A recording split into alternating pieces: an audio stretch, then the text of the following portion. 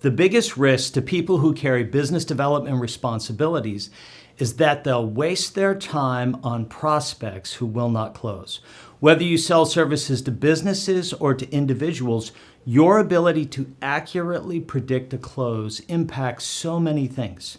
To earn the respect, trust, and confidence of the people around you, you need a solid pipeline of deals and a predictive model that works. You need to be able to say with confidence when certain deals will close. And then those deals have to close pretty much on the schedule that you predict. This is what it takes to have success as a business development leader and as an entrepreneur. But the challenge is that it's very difficult to know who is ready to go versus who is a tire kicker. The best way I've discovered to address this is to uncover early in the dialogue the 5 key sales-ready indicators of professional service buyers.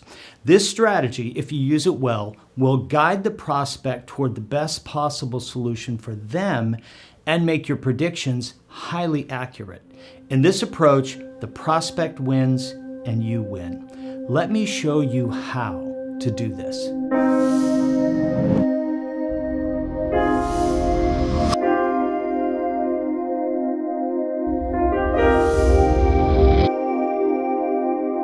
The 5 key indicators of sales readiness are: 1, need for which your products and services are a good fit. 2, budget that is appropriate for the service levels required. Timeline in which prospects must act or there will be consequences for them. Reason, a specific reason to take action, usually a presenting issue. Dialogue, a willingness to explore next steps and to find the best solution. Now, there's a lot of meaning in these words, so let's unpack them a bit. Let's start by looking at need. When I use the term need in the context of selling services, I'm referring to a broad set of needs that are a good fit to what your firm does. Here's my experience with need. Most prospects really don't know what they need. They can describe the results they want to see, but often they don't know how to achieve those results. Often they don't know what services they actually need. This is where your ideal client profile really helps. In my last thought piece on this topic, I showed you how to build an ideal client profile and describe the top 5 goals, opportunities, and challenges of ideal clients. These 3, goals, opportunities, and challenges, are roughly what I mean by need. Now let's look at budget. That's pretty straightforward. Either they have budget or they don't. What's far trickier, however, is uncovering if the budget they've set aside is appropriate to the service fees that are required to address the need. In other words, if the prospect assumes that your fees are $10,000 when in fact your fees are actually $100,000, you have a serious mismatch on budget expectations. You want to clarify budget expectations as quickly into dialogue as possible. I call this getting the money question off the table. There's nothing more frustrating for you or for prospects than to discover, once you're deep into dialogue, the budget expectations don't align. Everyone loses in that scenario. Timeline is also pretty straightforward. Some prospects are ready to move ahead right away, while others are still making up their mind. Timeline becomes a bit more complex when you sell multi-phase service packages, where there will be numerous timelines over the life of the engagement. Reason is somewhat different from need. I think of reason as a specific reason to take action soon, sometimes very soon. Sometimes these are described as pain points or problems, but reason is usually just the tip of the iceberg. In my experience, reasons are often symptoms of much more significant challenges. Dialogue is all about the willingness of the prospect to engage in the conversations that are necessary to help define the best possible solution for their needs. I think of dialogue as a litmus test of readiness. If someone is not willing to engage in serious dialogue, they're really not ready to move ahead. So just to recap, need, budget, timeline, reason, and dialogue. These are the 5 sales-ready indicators. Now let's explore how you use them.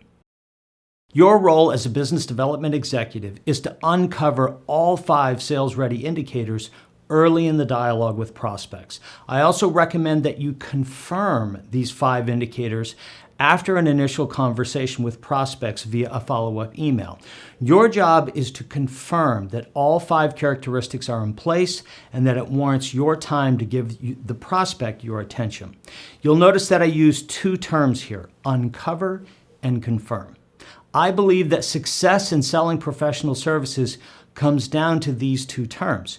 Your success will be determined by how effectively you ask the right questions to uncover the 5 indicators. But then you also need to confirm that what you've heard is what the prospect actually meant to say. I prefer to do this with follow-up communications after an initial meeting or 2 where I map out the 5 indicators and ask the prospect to confirm that what I've described is what they meant to say. Only then can I be confident about moving ahead. Here's my thesis to you. Only after you have uncovered and confirmed the 5 sales-ready indicators are you in a position to actually predict a close. Far too often, business development people make their forecasts on hunches or gut feelings, and these are often wrong. Before I go further in describing how to use these 5 sales-ready attributes, I want to address a key concept. Yes, you need to uncover and confirm, but the question becomes, with whom do you uncover and confirm? If you get this part wrong, you can still have a poor close rate and inaccurate predictions. Let me share with you how to fix this problem. Most service firms either sell to individuals or to businesses, and this has a great bearing on who you enter dialogue with to uncover and confirm the 5 sales-ready characteristics. If you sell services to individuals, usually you will be dealing directly with decision makers. In my experience, these service buyers are often very sophisticated and do not like being qualified. The way you go about uncovering and confirming the 5 sales-ready characteristics will likely determine whether or not they move ahead with you. If you ask the right question but in the wrong way, with the wrong tone of voice, the prospect may disengage. Touch really matters with this group. Service verticals that sell directly to individuals often include medical practices, financial advisors, non-corporate law firms, CPA firms, and coaching organizations. If you sell services to businesses and your fees are more than $10,000, it's very likely that you will be dealing with a committee of decision influencers and decision makers. This is a whole other kettle of fish. Service verticals that sell to businesses often include management consulting firms, technology consulting firms, accounting firms, architecture, engineering, and construction firms, corporate law, and software as a service. I don't have time in this short thought piece to describe all of the considerations for uncovering and confirming the 5 sales-ready attributes for committees, so let me provide a few guiding principles. First, it's very important to discover the decision rights of everyone on a committee. Are they a decision maker, a decision influencer, or even a decision wrecker? Second, it's important to discover their role. Are they an economic buyer, a technical buyer, or some other type of buyer? Third, it's crucial to ask the right people the right questions. In other words, it's not a great idea to ask the technical buyer about the budget because they may not have the best insights. Instead, ask the economic buyer about the budget. Fourth, and maybe most importantly, help the committee establish their priorities and create a unified vision of the outcomes that your engagement should produce for them. This process can take some time and effort on your part, but it greatly increases the accuracy of your predictions. An important part of creating unity has to do with uncovering and confirming all 5 sales-ready characteristics with the entire committee, not just one person. Here's a relatively simple way to do so. After your initial conversations to uncover need, budget, reason, and timeline, send an email to the entire committee that describes what you've heard up to that point in the conversation. Ask all committee members to confirm that what you've described is accurate. If everyone confirms, you have justification for moving ahead with confidence. If they don't confirm, your prediction of a close should reflect that. Now let's explore how to uncover the 5 sales-ready indicators. First, I believe that selling professional services is ultimately a process, a set of steps that you should follow pretty much every time. This approach produces consistent results that you can count on. In my next thought piece on selling professional services, I'll outline the master plan for navigating the entire B2B complex sale.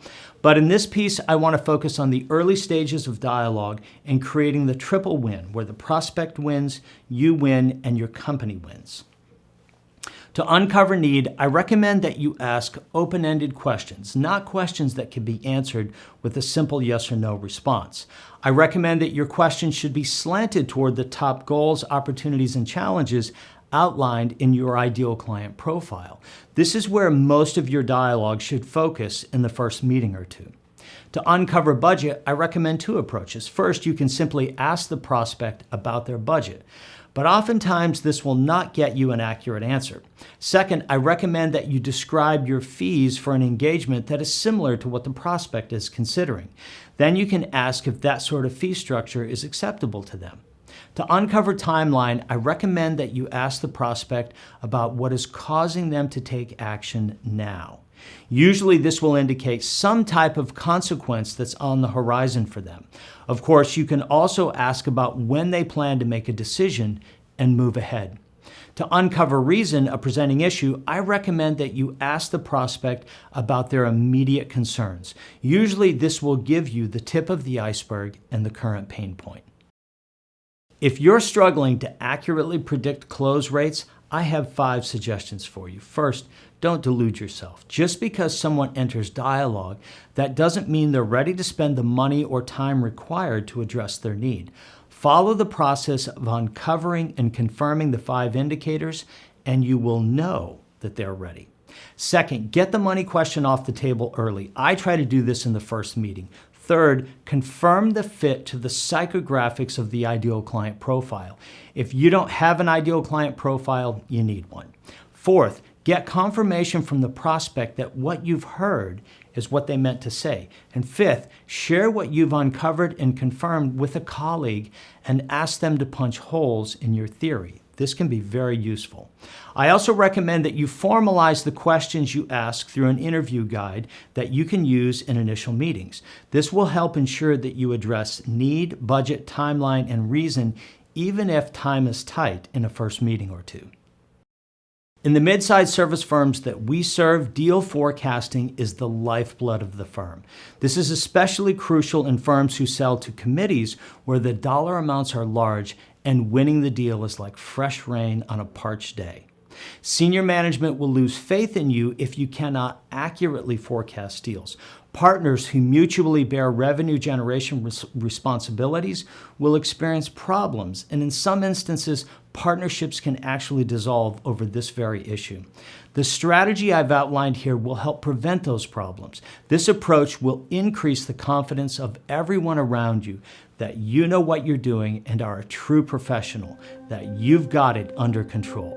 This strategy will help you earn respect and trust.